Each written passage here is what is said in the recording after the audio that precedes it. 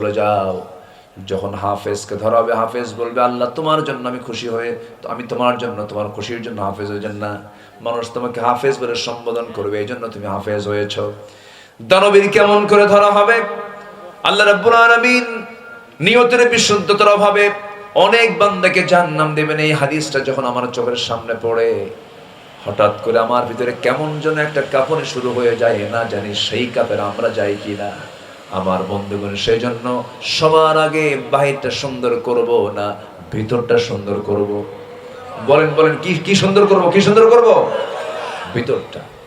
ভিতর যদি ঠিক হয়ে যায়, সব ঠিক হয়ে যাবে। কে সফল?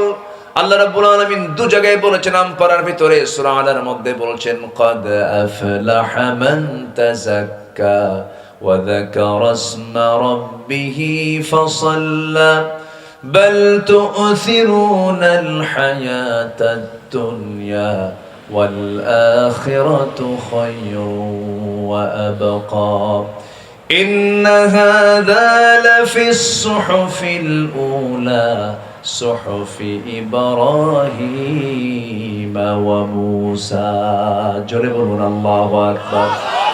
কোন বান্দা সফল? আরেক জায়গায় বলছেন, قد أفلح من زكاها وقد خاب من دساها জোরে বলুন আল্লাহু আকবার। ওই বান্দা সফল যে বান্দা নফসকে শুদ্ধ করতে পেরেছে, যে বান্দা নামাজটা সুন্দর করে পড়তে পেরেছে, যে বান্দা আল্লাহর জিকির, আল্লাহর নাম ধরে জিকির করতে পেরেছে, সে বান্দাগুলো সফল। এই জন্য সফল হওয়ার জন্য আল্লাহ রাব্বুল আলামিন এক নাম্বার বান্দাকে বুঝিয়ে দিচ্ছেন, নফসটা ঠিক কর। নফসকে ভালো কিছু চায় নাকি বলেন? নফসের মধ্যে হিংসা ভরা, নফসের মধ্যে অহংকার ভরা, নফসের মধ্যে মারাত্মক কুচিন্তা ভরা, অবৈধ কামনা বাসনা দিয়ে ভরা। একজন নবী যাকে আল্লাহ রাব্বুল আলামিন নারীর ফিতনার মধ্যে ফেলেছিলেন, জেল পর্যন্ত খেটেছিলেন, সেই নবীর নাম কি বলুন তো? এত সুন্দর করে বলেন, বলুন কোন নবী? কোন নবী? ইউসুফ আলাইহিস সালাম জেল পর্যন্ত খেটেছিলেন, কিন্তু জেলখানায় গেলে কি হবে? সেই জেলখানায় ঢোকার পর আল্লাহ রাব্বুল আলামিন তাকে খাদ্যমন্ত্রী বানায়া দিয়েছেন। যেরকম সুবহানাল্লাহ। তার নবীরা কি মন্ত্রী ছিলেন? আজ থেকে নবীরা মন্ত্রী ছিলেন? নবীরা কি শাসক ছিলেন? ছিলেন। কিন্তু আমাদের না সমাজে একটা আছে যে হুজুররা নামাজ কালাম পড়বে, এর আবার কি করবে? ইমামতি করবে, একটু এলেম টেলেম শিখাবে। হুজুরদের কাজ এরকমই। বহুদিন আগে এক মাহফিলে গেছি আমি, একটা ছোট্ট ছেলে আমার দিকে বারবার তাকায় আছে, 8 থেকে 9 বছর বয়স। তো আমি বলছি, বাবা তুমি আমার দিকে তাকায় কি দেখো? হুজুর আমি ভাবছিলাম হুজুররা ভালো, কিন্তু হুজুররা ভালো না কেন? হুজুররা বিয়ে করে আবার বাচ্চা হয়। কি কথা কি বুঝতেছেন আপনারা? মানে আমাদেরকে মানুষ না দেখতে চায় যে আমরা যেন মানে এগুলো নিয়ে আমাদের কোনো হেডেক থাকার কথা না, আমরা যা করি। ওরা মদের দোকান দেবে, আমরা যা দোয়া করে আসবো, এরকম একটা চিত্র তারা দেখতে চায়। আচ্ছা বলেন তো, রসুল নামাজ পড়বেন আর আবু জেহেল রাষ্ট্রের মধ্যে মদ আর জুয়ার কারবার করবে, রসুল কি থাকতে পারবেন? এটা কি মেনে নেওয়া যায়? মানে মেনে নেওয়া যায়? বুঝতে হবে সমাজের নেতৃত্বে ভালো মানুষ আসা দরকার। আমাদের দেশে কোনো কিছুর অভাব ছিল না, এখনো অভাব নেই। অপার সম্ভাবনার দেশ বাংলাদেশ, কোনো অভাব নাই আমার দেশে। কে বলেছে অভাব আছে? কাতারে আমার একটা সফর ছিল, কাতারে।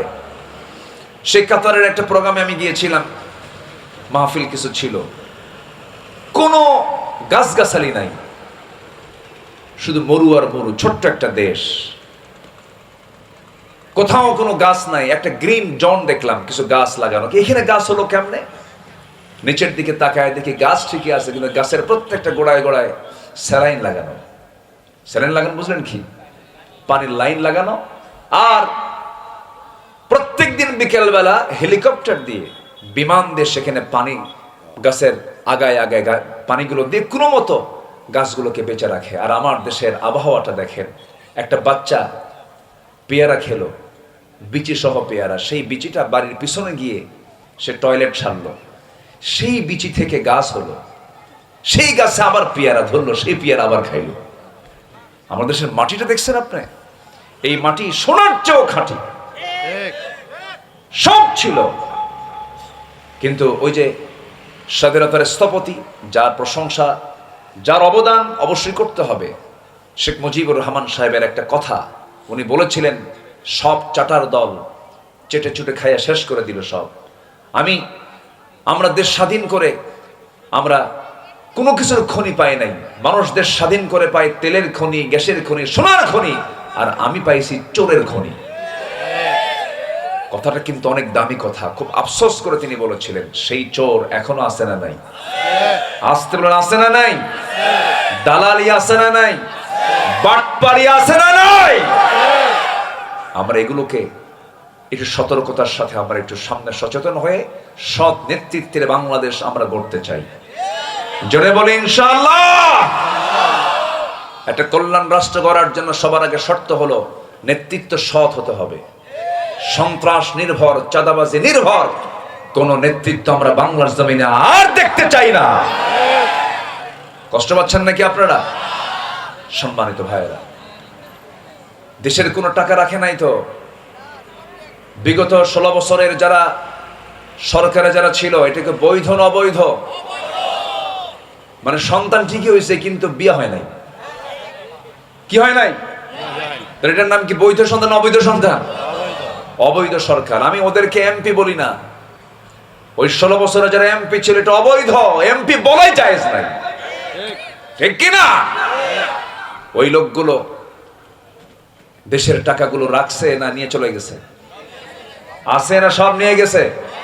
সব নিয়ে গেছে। আর শুধু 16 বছর শুধু জিকির করছে, স্বাধীন করেছি দেশ। দেখেন না, দেখেন না, মানে ওদেরই দেশ, আর আমরা এই দেশের হলো কি ভাড়াটিয়া। আমাদেরকে ভাড়াটিয়া মনে করেছে। আর পার্শ্ববর্তী একটা প্রতিবেশী রাষ্ট্র আমরা পাইছি, মাশাআল্লাহ। ওদের আচরণ হলো কেমন জানেন? গ্রামের গরিব রিকশাওয়ালার সুন্দরী বইয়ের মতো।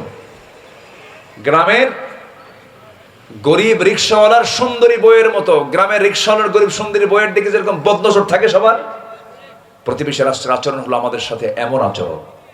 আমাদের কপাল ভালো না, বুঝলেন? আমরা প্রতিবেশী ভালো পাইনি। বাবরি মসজিদ সহ অসংখ্য মসজিদ তারা তালা মেরেছে, ভেঙ্গেছে।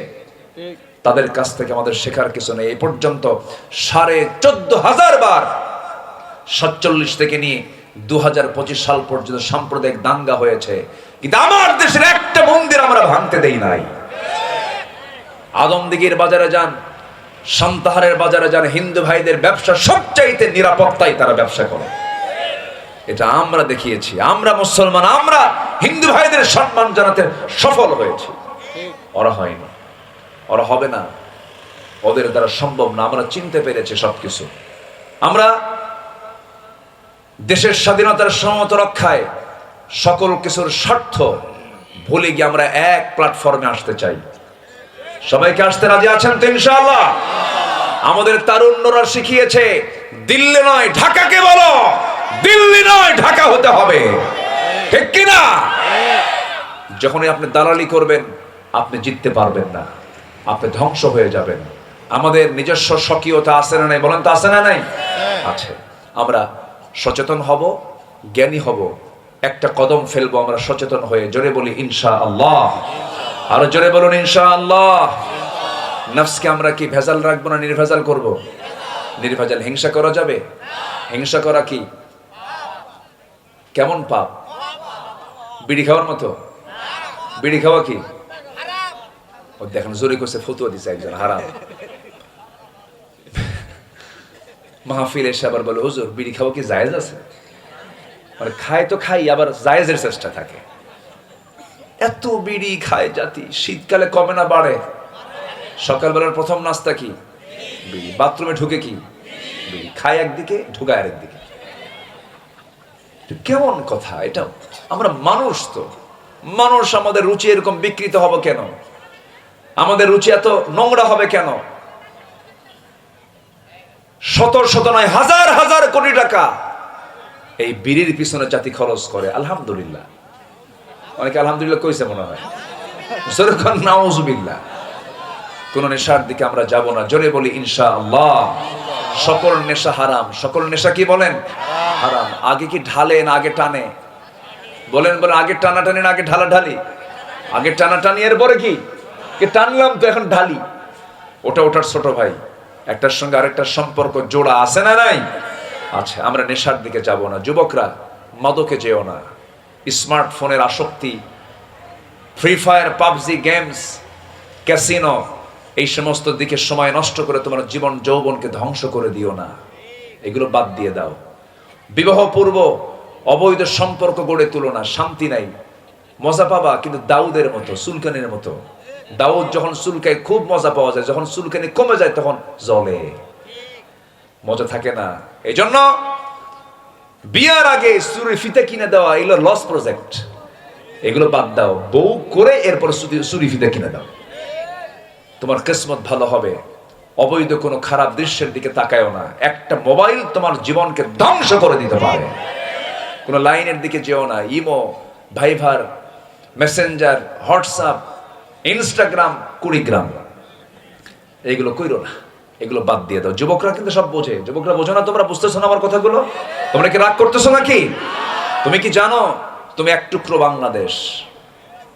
তুমি বাংলাদেশের স্বাধীনতা রক্ষার জন্য তুমি জীবন দিয়েছো জুলাই আগস্টে, ঠিক কিনা? আমরা ইতিহাসকে ভুলে যাই, জানেন? আমরা ইতিহাসকে ভুলে যাই। সবচেয়ে বড় দোষ এই জাতির, ইতিহাস মনে রাখে না। কি করে তারা জীবন বাজি রেখে রাস্তায় নামলো, জীবন দিল। শোনেন, জীবন দেওয়া সহজ না। যত রক্ত লাগে দেব, প্রয়োজনে লোক পাঠাবো, আমি যাব না। এই জাতীয় লোক কম না বেশি বলেন তো? আমার সন্তানরা সব মাঠে নেমেছে, কি পরিমাণ ত্যাগ তাদের।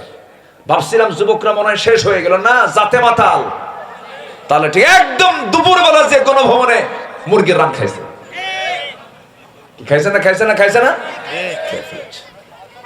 এজন্য আমি বলতে চাই, যুবকরা তোমরা কান খাড়া করো। আগামীর সমর্থন হবে তারুণ্যদের সমর্থন।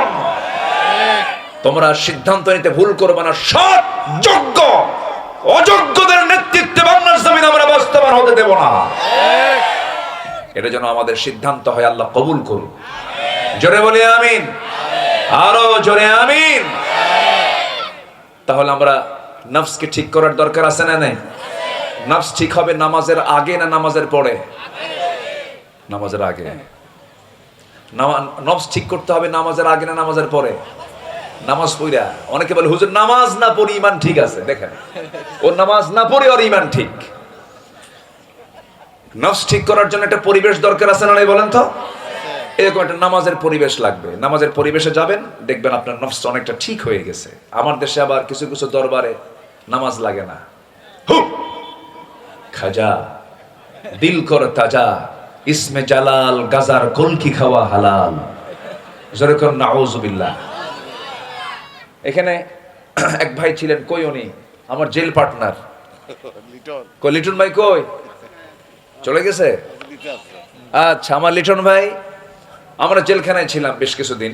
2018 সালে। হ্যাঁ, বসেন বসেন বসেন। হ্যাঁ, পিন্টু চেয়ারম্যান সহ। পিন্টু শুনছেন না আপনারা? হ্যাঁ, বসেন। জেলখানায় গেছিলাম, হাসিনা দাওয়াত দিছিল, গেছিলাম। দাওয়াত দিয়ে নিয়ে চলে গেল, থাকলাম। আমরা তো দেশের কোনো নেতৃত্বে ছিলাম না, আমরা তো দেশ চালাই নাই ভাই।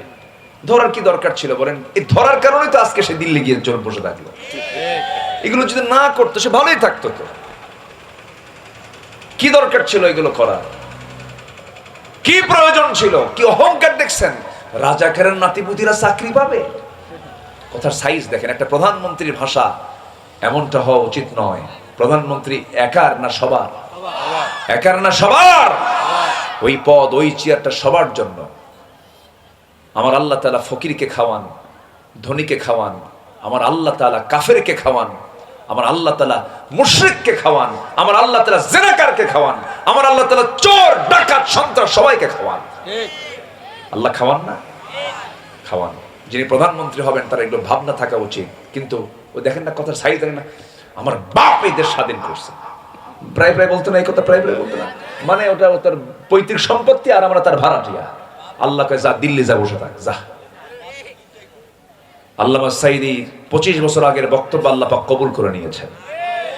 উনি বলেছিলেন, গাছের গোড়ায় নাড়া দেব, মামাবাড়ি দিল্লি গিয়ে পড়বা। কোথায় গিয়ে পড়ছে বলেন? কোথায় গিয়ে পড়ছে? দিল্লির পাশাপাশি আরো জায়গা ছিল না? কলকাতা ছিল, আসাম ছিল, তারপরে ত্রিপুরার কি বলে আগরতলা ছিল, ইউপি ছিল, চেন্নাই ছিল, রাজস্থান ছিল, হায়দ্রাবাদ ছিল, এরপরে নেপাল, ভুটান, শ্রীলঙ্কা, মায়ানমার, ইয়াঙ্গুন, এরপরে ছিল বোনের বাড়ি লন্ডন, বিয়ের বাড়ি আমেরিকা। সব কোথাও যায় না, চলে গেছে মামা বাড়ি দিল্লি। আল্লাহ ওয়ালা যারা, তাদের দোয়া কে কবুল করেন? আসতে কে কবুল করেন? উনি বলেছিলেন, আমার সম্মান নিয়ে যারা সিনেমিনে খেলছে, আল্লাহ তুমি তাদেরকে জাতির সামনে ল্যাংটা করে দাও। দেয়নি? আছে না নাই? আল্লাহ আল্লাহ শোনেন কিনা? শোনেন, আল্লাহ সব শোনেন। আল্লাহু আকবার, আল্লাহু আকবার। সম্মানিত ভাইরা, তাহলে নামাজ পড়ে ইমান ঠিক করব না ইমান ঠিক করে নামাজ পড়ব? বলেন বলেন বলেন। আচ্ছা বলেন তো, আমার দেশে কোন ওয়াক্তে সবচাইতে কম মুসল্লি মসজিদে পাওয়া যায়? ফজর। আচ্ছা বলুন আবার, আমার দেশে কোন ওয়াক্তে সবচাইতে বাড়িতে মানুষ বেশি পাওয়া যায়? বলেন। এখন চুপ করে আছে, দেখছেন কেউ হয় না। তাহলে ফজর ওয়াক্তেই মসজিদে কম মুসল্লি, আবার ফজর ওয়াক্তেই বাড়িতে মানুষ বেশি থাকে। তাহলে মানুষগুলো বাড়িতে বসে কি কামটা করে? কি করে? কিন্তু আল্লাহ বলছেন আস-সালাতু খায়রুম মিনান নাওম, ঘুম থেকে কি নামাজ উত্তম। ঘুমায়। মনে আছে কি আপনাদের, কোন এক শুক্রবারে মাঝখানে ভূমিকম্প হলো? শুনছেন আপনারা? একটু টেরও তো পাওয়ার কথা। ধাক্কা মারছেন একটা। এই ধাক্কা কার? বলেন, এই ধাক্কা কার ধাক্কা? আল্লাহর ধাক্কা। কি সহজ না জটিল? বিল্ডিং বানালেন, যুগ যুগ ধরে বিল্ডিং বানায় রাখলেন, আর একটু নাড়া দিলে সব শীত হয়ে পড়বে, একটাও থাকবে না। কার কথা? সেদিন ঢাকা সিটিতে কোনো বাড়িতে মানুষ ছিল না। একটা ঢেউ দিয়ে গেছে আল্লাহ, একটা ঢেউ, একটা নাড়া দিয়ে গেছে, একটা বাড়িতে মানুষ নাই। যখন বাড়ি থেকে নামছে, পায়ে জুতা ছিল? এখানে কি কোট টাইটাই ছিল? কিছু ছিল? কেমনে দৌড় মারছে? যা ছিল সাথে মারছে দৌড়। দৌড় মেরে বাড়ি ঘর যা আছে সব থুইয়া রাস্তার ফকির। মাত্র কয়েক সেকেন্ডের কিসের ফকির? কম রাস্তার ফকির। আচ্ছা, এই যে বের হলো ঘর থেকে 10:30টার দিকে, কার ভয়ে? আল্লাহর ভয়ে। ভালো করে রাখুন, আল্লাহর ভয়ে বের হয়েছে। আল্লাহর ভয়ে বের হতো কোন সময়? ফজরে। বলেন, আল্লাহর ভয়ে বের হতো কোন সময়? বলেন তো। ফজরে বের হয় নাই দেখেই তো মরার ভয় দিছে এখানে আল্লাহ। বের হ, যা। মনে হয় রাগ করতেছেন আপনারা? যদি ওই দিনের ভূমিকম্প, মাঝে মাঝে চিন্তা করি জানেন, ওই দিনের ভূমিকম্প যদি 11 সেকেন্ড 10 সেকেন্ড না হয়ে যদি মোটামুটি 1 মিনিট যদি থাকতো, 5.7 মাত্রায় যদি ভূমিকম্প হতো, ঢাকার যে ক্ষতিটা হতো আগামী 100 বছরও তা পূরণ হতো না। আমার আল্লাহ তাআলার কি ক্ষমতা! আর সে আল্লাহর জমিনে থেকে বান্দা কত বড় বিদ্রোহ করে, আল্লাহর বিরুদ্ধে কথা বলে। আবুল সরকার কয় আল্লাহর মাথাও নাই, কিছুই নাই, এবং বলে আল্লাহ কোরআনে নাচতে কইছে কয়েকবার। কেমনে? কুল আউযু বিরাব্বিন নাস মালিকিন নাস, তোরাও নাস। উচিত ছিল এদেরকে আম গাছের সঙ্গে বাইন্ধে থুইয়া 1.5 হাতের লাঠি দিয়ে 1.5 হাত লাঠি পিটাইয়া সোজা করা দরকার, ঠিক কিনা? বদমাইশ এগুলো। আবার এদের পক্ষে ফরহাদ মাজহাররা কথা বলে, এগুলো বদমাইশ, এগুলো সব, এগুলো বাজে কথা বলবেন না। এগুলো যারা নাস্তিক, আগামীর সরকারের যারা আসবেন, আমাদের দাবি হচ্ছে, ইমানের দাবি এটা, আল্লাহ রাসূল কোরআন ইসলাম নিয়ে যারা বাজে কথা বলবে এমন আইন প্রণয়ন করা হোক যা 54 বছর হয়নি। এই সমস্ত নাস্তিক মুরতাদদের প্রকাশ্যে ধরে হত্যা করে এদের রক্ত মাংস হাড় হাড্ডি কুত্তা বিলাই দিয়ে খাওয়ানো দরকার। রাজি আছেন কারা কারা? হাত উঁচু করে দেখান মুসলমান।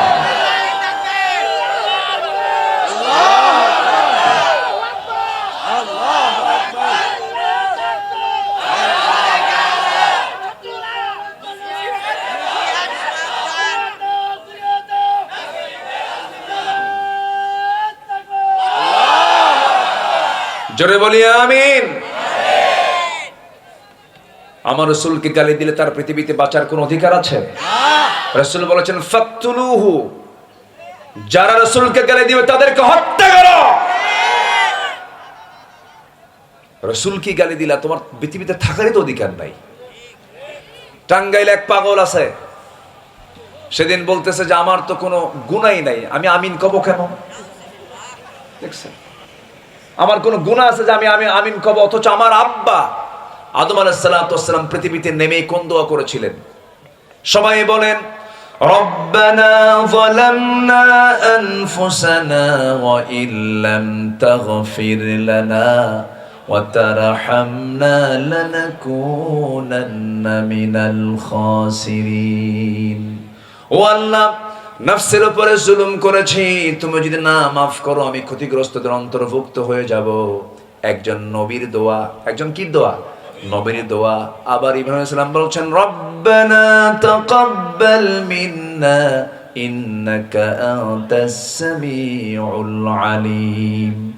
আরেকজন নবীর দোয়া, যারা পারেন ঠোঁট মিলিয়ে বলুন লা ইলাহা ইল্লা আনতা সুবহানাকা ইন্নী কুনতু মিনাজ জালিমিন। আমার বন্ধুগণ নবীর আল্লাহর কাছে ক্ষমা চায়, প্রার্থনা করে, আর লতিফ সিদ্দিকী কই আমার কোনো গুনাহ নাই। পিটাইয়া সোজা করা দরকার বেদগুলো, বদমাইশ এগুলো, যা মনে আসে তাই কয়। আছে না এরকম? আছে না? আছে না? আছে না? যা মনে আসে তা বলবেন কেন আপনি? এগুলো ঈমান হারা হয়ে যাবেন। আমরা নফসকে ঠিক রাখবো, জোরে বলি ইনশাআল্লাহ। এই যে আমরা একটা দোয়া পড়লাম, দোয়া ইউনুস, এই দোয়াকে কোন নবী কইছে? কোন নবী? তাকে বিপদে পড়ে আল্লাহ পাক বিপদে ফেলেছিলেন। উনি কিসের পেটে ছিলেন? কিসের পেটে বলেন? মাছের পেটে। আল্লাহকে বলছেন উনি? আল্লাহকে বলেছেন না। সেই দোয়া এখনো আছে না নাই? কিয়ামত পর্যন্ত বান্দা এই দোয়াটা পড়বে। এই দোয়া প্রথম শুরু করেছেন ইউনুস আলাইহিস সালাম। বিপদে পড়লি আমরা এই দোয়াটা পড়বো, জোরে বলি ইনশাআল্লাহ। বহুদিন আগে আমার ঝিনাইদহ জেলার মহেশপুর আমার একটা মাহফিল ছিল। মহেশপুর থেকে আমি কুষ্টিয়া হয়ে ঢাকা ঢুকবো, এরকম প্ল্যান। তো ঝিনাইদহর কালীগঞ্জ থেকে আমি কুষ্টিয়ার দিকে আসতে নিয়ে একটা ডাকাতের কবলে পড়লাম। ডাকাতি চলছিল, প্রচন্ড কুয়াশা, দেখা যাচ্ছে না সামনের দিকে। বহু ট্রাক সেখানে থেমে গেছে, আর সামনে একটা গাছ কেবলামুখী করে রেখে দিছে। কি করে কেবলামুখী করে রাখছে? পীর সাহেবরা। তো ডাকাতি শুরু করছে। এখন আমি সেই দিনের ড্রাইভারটা ছিল আবার একটু ওই যে কানে কম শোনে, এটাকে এলাকায় কি বলে? ঠসা, ঠসা, বয়রা, বধির। আচ্ছা, কানে কম শোনে এরকম একটা লোক ড্রাইভার ছিল সেদিন, অনেক আগের কথা। তো আমি দেখি যে কুয়াশা, কিন্তু গাড়ি যাচ্ছে না, প্রচন্ড কুয়াশা, দেখা যাচ্ছে না। ডাকাতি হচ্ছে, আওয়াজ শোনা যাচ্ছে, একটু চিৎকার হচ্ছে, মনে হয় কোনো চাপাতি দিয়ে ঘুতাচ্ছে, চেষ্টা করছে।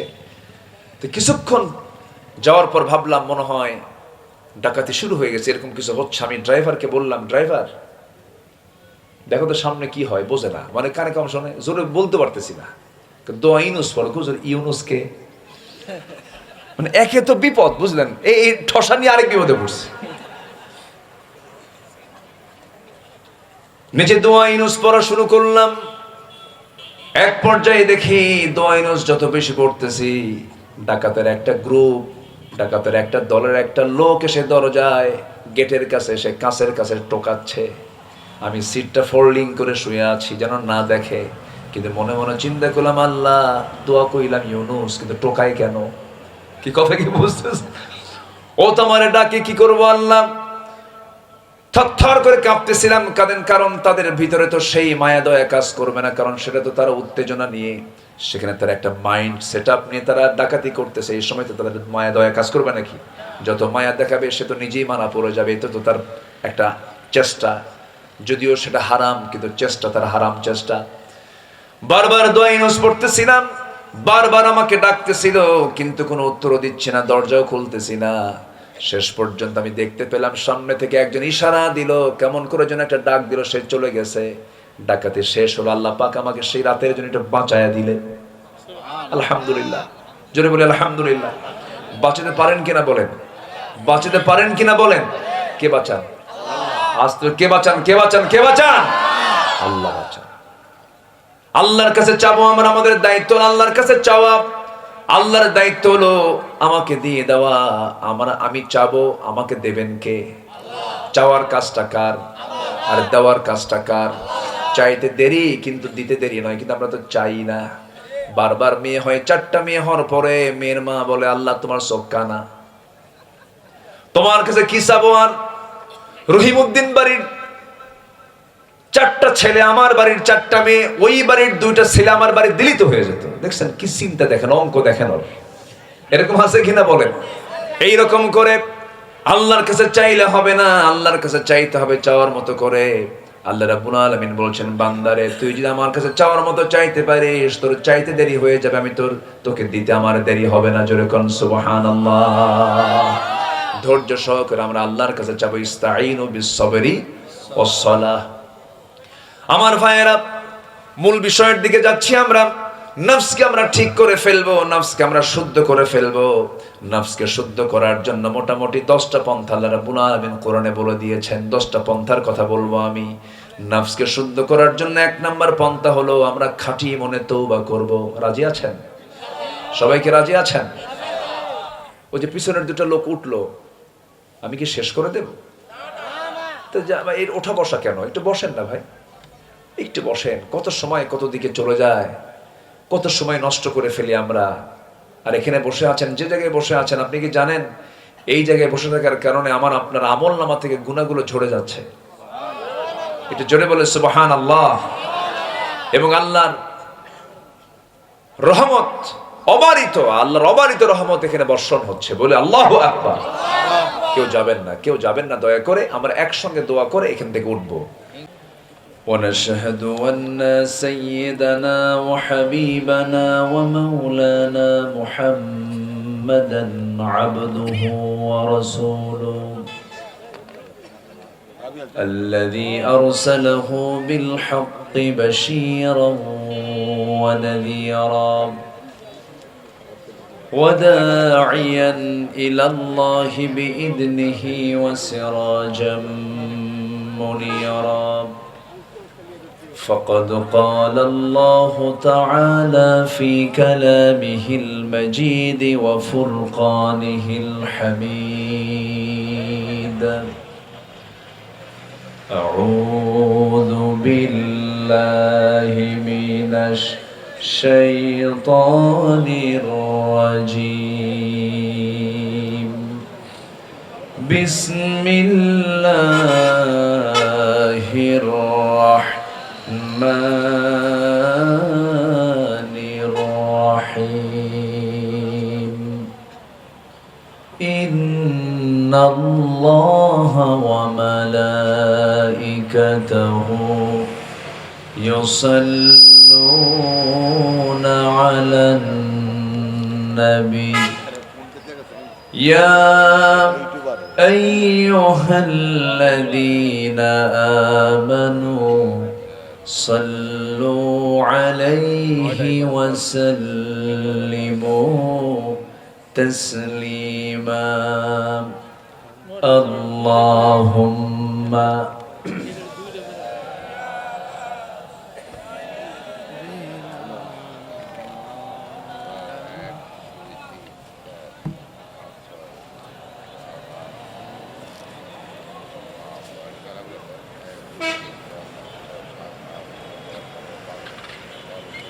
একটু আওয়াজ দিয়ে নবীর প্রেমে মাতোয়ারা হয়ে জবান খুলে সবাই বলুন আল্লাহুম্মা সাল্লি আলা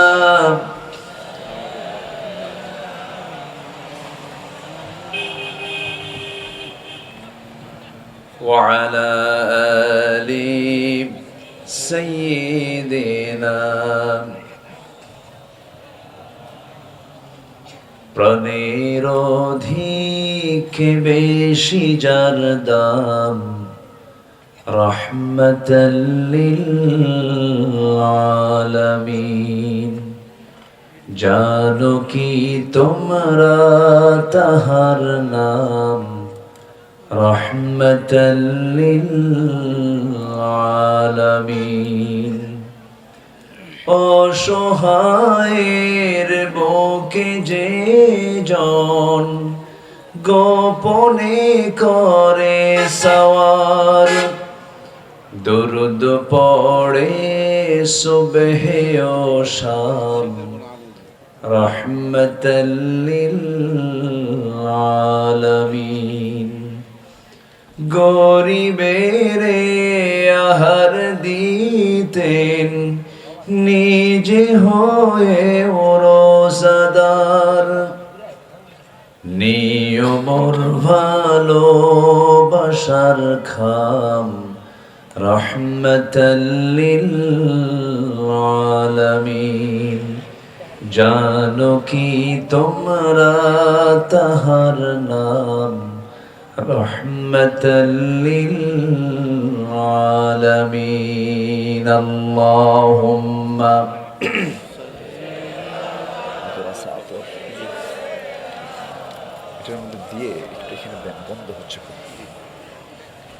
وعلى آل سيدنا সবাই বলুন বালাগাল উলা বিকামালিহি কাশাফাত তুজা বিজামালিহি حسنت جميع خصاله صلوا سراج الملة تمهي فخر دو عالم دلبار مولاه شريف الأنبياء نسخا كل أديان دغره بلغ العلا بكماله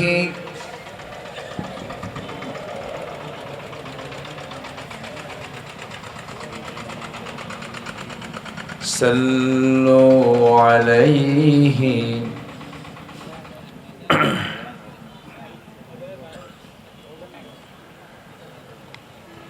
উত্তরবঙ্গের গেটওয়ে বগুড়া জেলার আদমদীঘি উপজেলার উপর পৌথা যুব সমাজ মাহফিল ইন্তেজামিয়া কমিটি কর্তৃক আয়োজিত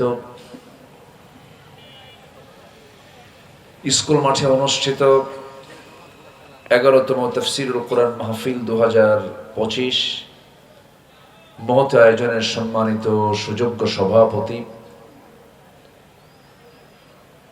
আজকের এই মহৎ আয়োজনের সাহেবে সদর জনাব মাওলানা শহীদুল ইসলাম, আজকের এই মহৎ আয়োজনের সম্মানিত প্রধান অতিথি আদমদীঘি উপজেলা পরিষদের সাবেক চেয়ারম্যান বিশিষ্ট রাজনীতিবিদ জনাব আব্দুল মুহিত তালুকদার, আজকের এই মহৎ আয়োজনের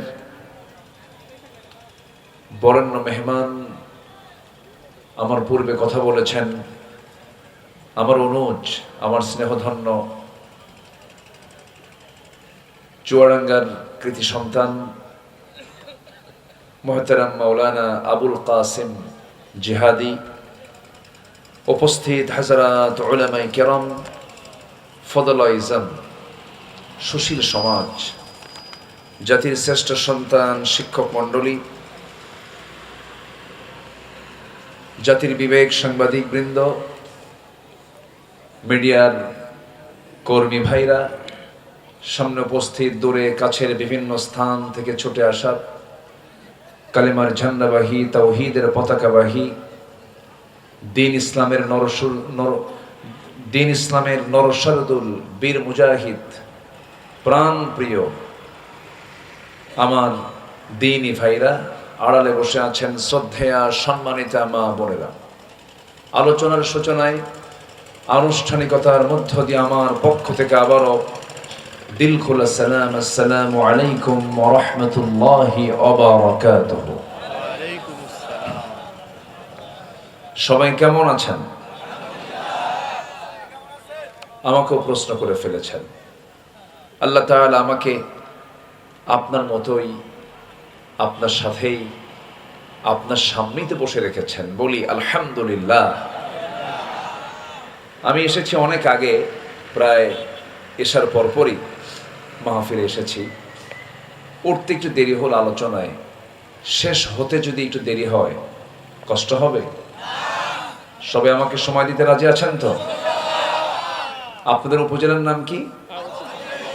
আদম। আদমের দিঘি এটা না?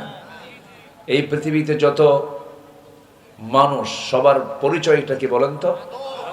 আদম সন্তান, বনি আদম, ওয়ালাকাদ কাররামনা বনি আদম। আল্লাহ তাআলা আদম সন্তানকে সম্মান দিয়েছেন, মর্যাদা দিয়েছেন। তাহলে এবং এই আদম শব্দটা কোরআনের কিন্তু একটা শব্দ, বনি আদম, সেখান থেকে আদম দিঘি।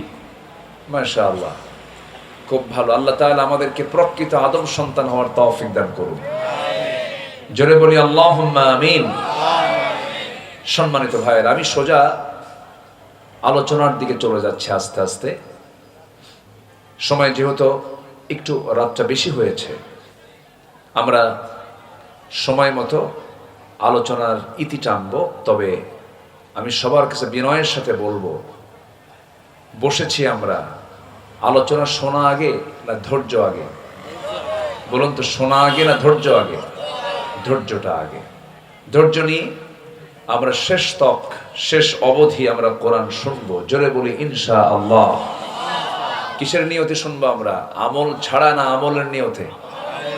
আমলের নিয়তে। আমার দেশে ওয়াজ বেশি না আমল বেশি? ওয়াজটা বেশি, আমল খুবই কম। যদি আমল হতো তাহলে যে পরিমাণ ওয়াজ মাহফিল আমার দেশে হয়, নামাজি দিয়ে মসজিদ ভরে যাওয়ার কথা, সুদের কারবার না থাকার কথা, জেনা ব্যভিচার কমে যাওয়ার কথা, মিথ্যা সাক্ষী, হামলা মামলা এগুলো কমে যাওয়ার কথা ছিল। কিন্তু ফলাফল হচ্ছে আমরা ওয়াজ শুনি, কিন্তু অজুর পানি খুব ঠান্ডা। অজুর পানি কি খুব ঠান্ডা। যারা বড় বেকায় দেখ, হুজুর ওয়াজ শুনতে টেস্ট লাগে, মজা লাগে, কিন্তু নামাজ পড়তে ভালো লাগে না। এমন হওয়া যাবে না। আমরা আলোচনা শুনবো এবং এটা মানার নিয়তে আমরা আলোচনা শুনবো। জোরে বলি ইনশাআল্লাহ। আল্লাহ কবুল করুন। জোরে বলি আমিন। সম্মানিত ভাইয়েরা, সম্মানিত বন্ধুগণ, আমরা যে কালামকে নিয়ে বসেছি, এই কালাম আমার রবের কালাম, কালামে রব্বানি। আমার কালামের, আমার রবের কালাম, এটা আমার রবের কথা।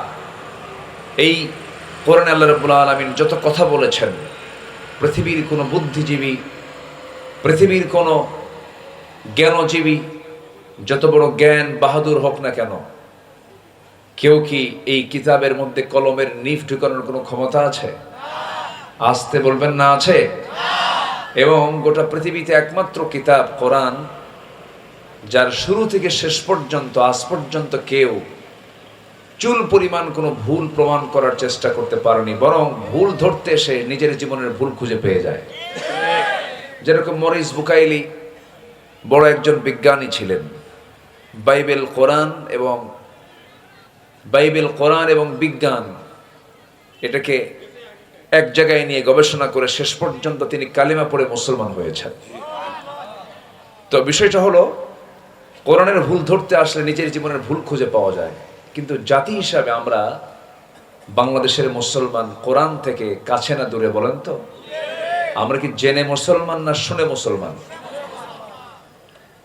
শুনে শুধু হবে না, আমাদের জানতে হবে। না জানলে শয়তান আমার ইমানকে ছো মেরে নিয়ে চলে যাবে। এজন্য শয়তান জ্ঞানীর কাছে এসে সুযোগ পায় না, জ্ঞানীকে ঠকাতে পারে না। কিন্তু শয়তান সুযোগ পায় হলো মূর্খের কাছে, যে জানে না তার কাছে সে সুযোগ পায়। এজন্য আল্লাহ তাআলার প্রথম হুকুমটা কিন্তু নামাজ, রোজা, হজ, যাকাত এগুলো না। প্রথম হুকুমটাই হলো পড়ো। কার নামে? আসতে বলো না, পড়ো। কার নামে? আল্লাহর নামে। গরু কি পড়ে? গরু পড়ে, প্রাণ আছে না নাই? ছাগল পড়ে, প্রাণ আছে না নাই?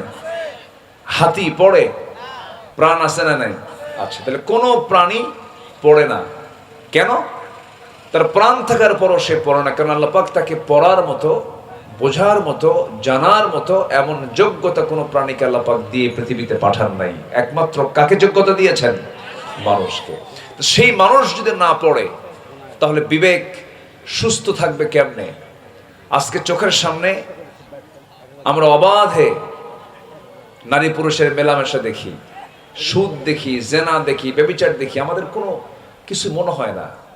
আচ্ছা বলুন তো, কোনো গোয়াল ঘরে যদি নারী পুরুষ, একটা অপরিচিত নারী পুরুষ যদি জেনায় লিপ্ত হয়, গরু কিছু কবে? কেন বলবে না? ওর মধ্যে সেই সেন্স নেই, কারণ ভালো মন্দ বোঝার মতো সক্ষমতা আল্লাহ পাক গরুকে দেননি। কিন্তু প্রকৃত মানুষের সামনে যদি কেউ এই অপকর্মে জড়িত হয়, সে কি ছাড়বে? ছাড়বে না। কিন্তু আমরা কিছু বলি, there is no difference between cow and man. মানুষ আর মানুষ, এই গরুর ভিতরে তফাৎটা থাকলো কোথায়? এটার মূল কারণ হলো আমরা এলেম শূন্য হয়ে ঈমান নিয়ে বাঁচতে চাই না, আমরা এলেম ওয়ালা হয়ে ঈমান নিয়ে বাঁচতে চাই। জোরে বলি ইনশাআল্লাহ। ইনশাআল্লাহ। এই জন্য প্রথম সবক আমি যেটা বলতে চাই, আমরা আমলওয়ালা হব, এলেম সহ আমলওয়ালা হব। আল্লাহ রাব্বুল আলামিন কোরআনে কারীমের ভিতরে সুন্দর করে বলছেন, হাল ইয়াস্তাভিল্লাযীনা ইয়া'লামুনা ওয়াল্লাযীনা লা ইয়া'লামুন। যারা জানে, যারা জানে না, যারা বুঝে, যারা বুঝে না, কখনো সমান হতে পারে না। আরেক জায়গায় বলছেন, হাল ইয়াস্তাভিল আ'মা ওয়াল বাসীর। আরেক জায়গায় বলছেন, আফালা ইয়াতাদাব্বারুনাল কুরআন আম আলা কুলুবিন আকফালুহা। জোরে বলুন আল্লাহু আকবার। আমার বন্ধুগণ, মানুষের কি হলো? কোরআন নিয়ে গবেষণা করে না, তাদাব্বুর করে না, দিরাসাত করে না, কিরাত করে না, তেলাওয়াত করে না। কেন? তাদেরকে অন্তর কি তালাবদ্ধ হয়ে আছে নাকি? এই জন্য আমাকে আপনাকে শিখতে হবে, বুঝতে হবে। আগে আমাদের প্রথম হুকুমটা হলো শিখে নেওয়া। কোরআন শিখবো সবার পরে না সবার আগে? সবার পরে না সবার আগে? মরার আগে না মরার পরে? আমার দেশে কোরআন তেলাওয়াত হয় বেশি মরার আগে না মরার পরে? হ্যাঁ, মরার পরে কোরআন তেলাওয়াত হয় আমার দেশে। মরে গেছে, সামনে লাশ থুইয়া, অথচ কোরআন বলছে লিয়ুনযিরা মান কানা হাইয়া।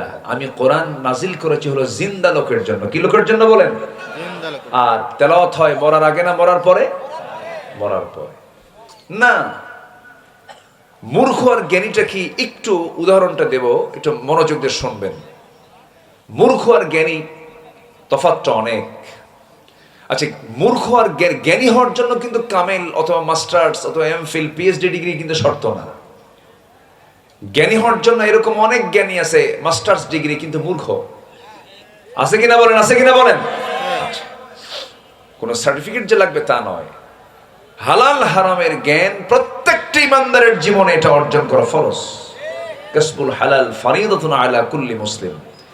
হালালের জ্ঞান আপনাকে অর্জন করতে হবে। তাছাড়া আপনি হালাল হারাম যদি না জানেন, আপনি জীবনটা চালাবেন কেমনে? এই জন্য কোরআনের ইলম অর্জন করা শুধু আলেমদের জন্য না, সবার জন্য? সবার জন্য। মঞ্চে এসে অনেকে বলে, ভাই আমি তো এই মঞ্চের উপযুক্ত না, আমি কথা বলতে। তাহলে কথা বলেন কেন? কি কথা কি বুঝছেন? তো বিষয়টা হলো সবার জন্য জানতে হবে। মুসলমান শিখতে হবে, জানতে হবে। সম্মানিত ভাইয়েরা, এক জ্ঞানী আর মূর্খ ওরা পাশাপাশি বসেছে বাহাস, কিন্তু বাহাসটা হলো ইশারায়, কোনো কথা হবে না, শুধু ইশারায় বাহাস হচ্ছে। তো মূর্খ লোকটা জ্ঞানী লোকের সামনে বসে আছে, জ্ঞানী লোকটা মূর্খ লোকের সামনে বসে আছে। তো জ্ঞানী লোকটা একটা আঙ্গুল উঁচু করেছে, উনি বোঝাচ্ছেন ইলাহা কেউ না, ইলাহা মাত্র এক। তিনি কে? আসতে বলেন, তিনি কে? আল্লাহ। এরপর জ্ঞানী লোকটা 5টা আঙ্গুল উঁচু করে বোঝাচ্ছেন বুনিয়াল ইসলাম আলা খামসিন, ইসলামের ভিত্তি হলো 5টা। আচ্ছা, এরপরে জ্ঞানী লোকটা তিনি তার ব্যাগে থাকা একটা ডিম সামনে বের করে রাখলেন। উনি ইশারায় এই 3টা কাজ করলেন। আর মূর্খ লোকটা যখন ওই শিক্ষিত লোকের একটা আঙ্গুল উঁচু করতে দেখছে, তখন সঙ্গে সঙ্গে মূর্খ লোকটা 2টা আঙ্গুল উঁচু করেছে। শিক্ষিত লোক যখন তার 5টা আঙ্গুল উঁচু করেছে, তখন এই মূর্খ লোকটা হাত আগায় নিয়ে ওই জ্ঞানী লোকের গাল বরাবর চলে গেছে। এরপরে জ্ঞানী লোকটা যখন তার ব্যাগের ভিতর থেকে যখন ডিম বের করেছে, তখন সে তার ব্যাগ থেকে একটা পেঁয়াজ বের করেছে। এখন ইশারায় বাহাস শেষ, এবার বলা হলো, জ্ঞানী মানুষ আপনি এটা কি বুঝালেন? জ্ঞানী বলছে, আমি আর কি জ্ঞানী, এই লোকটা আমার চাইতে বেশি জ্ঞানী। কেন?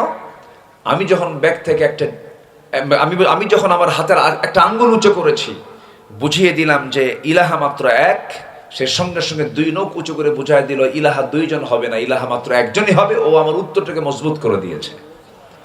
জ্ঞানী লোকের চিন্তা। এবার বলছে, আমি যখন 5 আঙ্গুল উঁচু করলাম, তখন বুঝাই দিলাম ইসলামের ভিত্তি হলো 5টা। সে আমার উত্তরকে মজবুত করে সে আমার হাতের দিকে, আমার দেহের দিকে আগায় নিয়ে আসছে। হাতের 5টা আঙ্গুল চপটাঘাত করতে চাচ্ছে, মানে বুঝাই দিচ্ছে এর চাইতে যে বেশি বলবে তাকে থাপ্পড় মেরে সোজা করে দেওয়া হবে। জ্ঞানের চেতনা এটা। এবার বলা হলো, আমি যখন ডিম বের করে বুঝালাম পৃথিবী ডিমের মতো গোলাকার, তখন সে আমার সামনে পেঁয়াজ বের করে বলছে পৃথিবী শুধু ডিমের মতো গোলাকার নয়, এটাকে আমি পেঁজের মতো স্তরে স্তরে 7টা আসমান জমিন বানিয়ে দিয়েছি। ঠিক আছে, 7টা আসমান জমিন আমি বানিয়ে দিয়েছি। সম্মানিত ভাইয়েরা, সম্মানিত বন্ধুগণ, এখন মূর্খকে বলা হলো, আপনি বুঝলেন কি? মূর্খ বলে, আমি বুঝলাম সে যখন আমার সামনে 1 নখ উঁচু করেছে, আমি ভাবছি সে আমার একটা চোখ কানা করে দেবে। তো সঙ্গে সঙ্গে আমি 2 নখ উঁচু করে বুঝাই দিলাম, তুই তো আমার 1 চোখ কানা করবে, আমি তোর 2 চোখই কানা করবো। যখন সে আমার সামনে 5টা আঙ্গুল দেখলো, ভাবলাম সে আমাকে মনে হয় মারার জন্য প্রস্তুত নিচ্ছে। তখন আমি ভাবলাম, তুই মারার আগে আমি থাপ্পড় মেরে তোর গাল লাল করে দেব। যখন সে আমার সামনে একটা ডিম দেখলো, আমার কাছে অপমান বোধ হলো, তখন আমার ব্যাগের ভিতর থেকে আমি একটা পেঁয়াজ বের করে বুঝাই দিলাম, তোর ওই ডিমটারে আমার এই পেঁয়াজ দিয়ে ভাইজা ভুজে খায় শেষ করে দেব।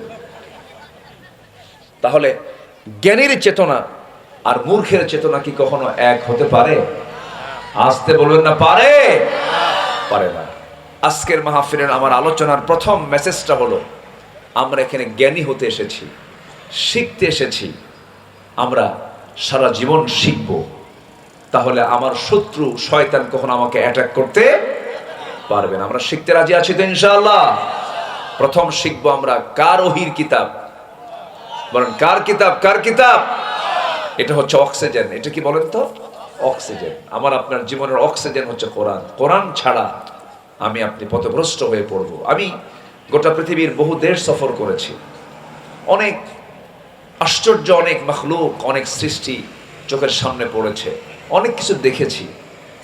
আল্লাহর যত সৃষ্টি আছে, যতটুকু আমার চোখে পড়েছে, আমার কাছে যতটুকু আশ্চর্য মনে হয়েছে, এর চাইতে অত্যাশ্চর্য মনে হয় আল্লাহর কালামে কোরআন। যেরকম সুবহানাল্লাহ, সামি'না কুরআনান আজাবা, এক আশ্চর্য কিতাব এটা। আপনি কি চান এর মধ্যে সবকিছু আছে? সুবহানাল্লাহ বলা যাবে না ভাই? এটা জোরে বলে সুবহানাল্লাহ। বহুদিন আগে একজনকে এক মাহফিল এরকম বললাম, এক বেচারির সামনে দাঁড়ায় বলে, হুজুর সবকিছু আছে এর মধ্যে? এর মধ্যে কি আলু আছে? আলু? তো বললাম, আলু কেন? ওয়া আদাসিহা ওয়া বাসালিহা ওয়া ফুমিহা, আদা, রসুন, পেঁয়াজও আছে। জোরে বলে সুবহানাল্লাহ। সব বলে দিয়েছেন। সেই কিতাব থেকে আমি সামান্য কিছু কথা আমি আজকে প্ল্যান করছি কিছু বলার জন্য। আমাকে সময় দিচ্ছেন তো? কারো কোনো সমস্যা নাই? জোরে বলি ইনশাআল্লাহ। আদমের দিঘিতে এসেছি, এখানে সব আদম সন্তান। আল্লাহু আকবার, আল্লাহু আকবার। আমি খুব খুশি হলাম, আমার এখানে মেয়র মহোদয় আছেন, অনেকে অতিথি হয়ে আসছেন। আমরা কোরআনকে নিয়ে কিছু কথা বলবো আজকে। আমাদের দেহের ভিতরে একটা গোশতের টুকরা আছে, যেটা ঠিক থাকলে সব ঠিক, আর যেটা না ঠিক থাকলে সব বেঠিক। সেটা কি বলেন তো? কালব। সুন্দর হাদিসটা আপনারা বলতে পেরেছেন, আলা ইন্না ফিল জাসাদি লামুদগাতান ইযা সালুহাত সালুহাল জাসাদু কুল্লুহু ওয়া ইযা ফাসাদাত ফাসাদাল জাসাদু কুল্লুহু আলা ওয়া হিয়াল কলব। সাবধান, এটা হচ্ছে কলব। তো এই গোশতের টুকরা, এটাকে ঠিক রাখার দরকার আছে না নাই বলেন? কি দিয়ে ঠিক করবেন? পানি দিয়া ধুয়ে টুয়ে ঠিক করবেন? এটা ঠিক করবেন কেমনে? আজকে আমার আলোচনার সাবজেক্টই হচ্ছে এটা। আমাকে সময় দেবেন তো ইনশাআল্লাহ? জি, আসুন আমাদের নফসকে যদি আমরা শুদ্ধ করতে, এটা করার কারণ হলো আল্লাহ রাব্বুল আলামিন বলেন, وَأَلْقَى فِي الْأَرْضِ رَوَاسِيَ أَن تَمِيدَ بِكُمْ وَأَنْهَارًا وَسُبُلًا لَعَلَّكُمْ تَهْتَدُونَ। আর জমিনে তিনি স্থাপন করেছেন সুদৃঢ় পর্বতমালা, পাহাড় পর্বতমালা তিনি তৈরি করেছেন, যাতে তোমাদের নিয়ে জমিন যেন হেলে না যায়, নড়াচড়া না করে। সুবহানাল্লাহ বলা যাবে না? আর নদ নদী পথসমূহ দিয়েছেন যেন তোমরা পথ প্রাপ্ত হও। এই আকাশের চাঁদটা দিয়েছেন, এটা হলো রাতের ঘড়ি। এই ঘড়িকে দেখে দেখে নাবিকরা ওই যে যুদ্ধ জাহাজ, রণতরী, এমনকি যে সমস্ত মালামাল যান বহন করে নৌকা পথে, এই সমস্ত তারকাগুলো দেখে দেখেই, এই সমস্ত চাঁদগুলো দেখে দেখেই তারা পথ নির্দেশ করে, সুন্দর করে চলে। সুবহানাল্লাহ বলা যাবে না? কে দিয়েছেন? কে দিয়েছেন? আসতে বলুন না, কে দিয়েছেন বলেন? আল্লাহ দিয়েছেন। আল্লাহ বলছেন, বান্দা তোর আমি সব দিলাম, বান্দা তুই আমাকে ভুলবি না। কেউ যেটা দেয় নাই সেটা আমি তোকে দিয়েছি। মাথা থেকে শুরু করে পা পর্যন্ত আপনি যা কিছু দেখেন না কেন, সব কার দেওয়া? আসতে বলবেন না, কার দেওয়া? চোখ দিয়েছেন কে? চোখের মধ্যে পানি দিয়েছেন কে? প্রত্যেকটা দিন বান্দার চোখ থেকে 1 মিলিলিটার পানি বের হয়। এই চোখের পানিকে আল্লাহ পাক মিঠা করেছেন না লবণ করেছেন? লবণ করে দিয়েছেন। মিঠা কেন করলেন না? মিঠা করলে চোখটা জীবাণুওয়ালা হয়ে যাবে, চোখের মধ্যে জীবাণু ঢুকে যাবে, বান্দা কানা হয়ে যাবে, অন্ধ হয়ে যাবে। চোখের পানিকে আল্লাহ রাব্বুল আলামিন লবণ করেছেন, এই জন্য লবণ সমস্ত দূষিত অংশকে বের করে দেয়। আল্লাহ পাক চোখের পিছনে মেশিন সেট করে চোখের পানিকে লবণ করে দিয়েছেন। চোখের পলকটা প্রতি মিনিটে 15 থেকে 20 বার নড়াচড়া করে। এটা হলো চোখের প্রাকৃতিক ওয়াইফার। গাড়ির যেমন ওয়াইফার থাকে, বান্দার চোখের ওয়াইফার হলো এই পলক। আল্লাহ রাব্বুল আলামিন সুন্দর করে চোখটা সেট করে দিয়েছেন 2 হাড়ের ঠিক মাঝখানে, সহজে চোখে আঘাত লাগে না। এবং এই চোখটাকে আল্লাহ রাব্বুল আলামিন এমন সুন্দর করে বানিয়ে দিয়েছেন, বান্দা নিজের চোখের দিকে তাকায় দেখো, আলাম নাজআল লাহু আইনাইন। চোখের পানিকে লবণ করেছেন। আবার মুখের ভিতরে যে জিহ্বা আছে, জিহ্বার চতুর্দিকের পানিটা লবণ না কি করেছেন বলেন? কি করেছেন? মুখের পানি, মুখের লালা, এটা কি কেমন স্বাদ লাগে? হ্যাঁ, স্বাদ লাগে? কি স্বাদ লাগে? মুখের লালার স্বাদ আছে নাকি? ভটকা, পাইনসা, কি এলাকায় কি কয়? পাইনসা কয়? আচ্ছা, যেটার কোনো স্বাদই নাই।